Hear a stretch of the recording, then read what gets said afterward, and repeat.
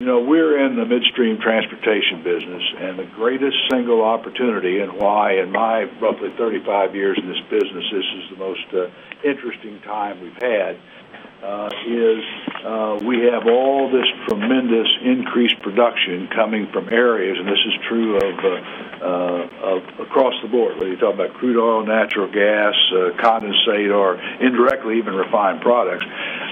We have a tremendous need to transport that from new production areas to market areas.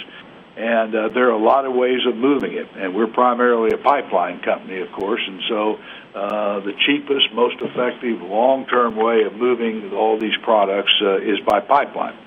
That said, and we've discussed this before, there are a lot of reasons.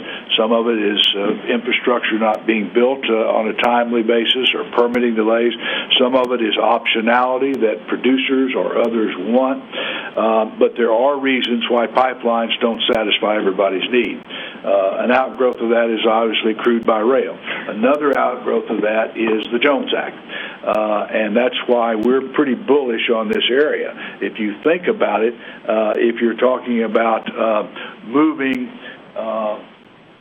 crude oil, for example, from the Eagle Ford, very simple to take it down to Corpus, and you can put it on a barge and move it over here in Houston or over to New Orleans, or you can put it on a Jones Act ship and take it up to the refineries in the Northeast.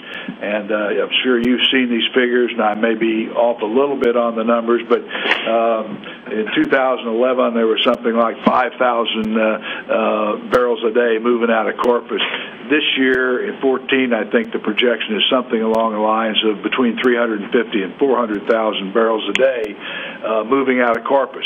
Now, some of that will go by barge, some of it will go by Jones Act tanker. So we think this is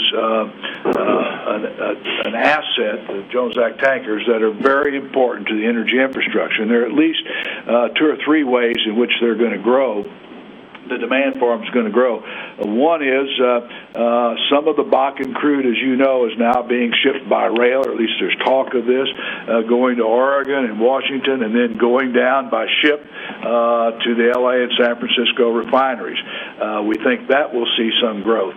Obviously, another area of growth is as the Panama Canal is completed, increasingly we're talking to people, no firm commitments, who think that they will use Jones Act tankers that have to be Jones Act to take production out of Texas, move it through the canal and back up to California. And then finally, of course, the Colonial's line is completely full on refined products. There may be opportunity to move refined products. So I think that's what's driving the increase in day rates. As you know, and we showed, I think, in our release, our average day rates under these long-term contracts are in the $55,000 to $60,000 per day range. The market today is at least $70,000, and Exxon just did a 1-year charter, which was publicized about 2 weeks ago, for $100,000 a day. Now, that was for 1 year, not 5 years.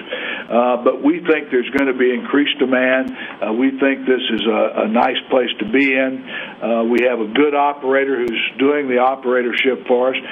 So we look at this as an adjunct, another alternative in the area of transportation that we can offer our customers, and we think it's going to pay real dividends for us, and we like the fact that we have a whole lot of this cash flow locked in, including all the new ships being built.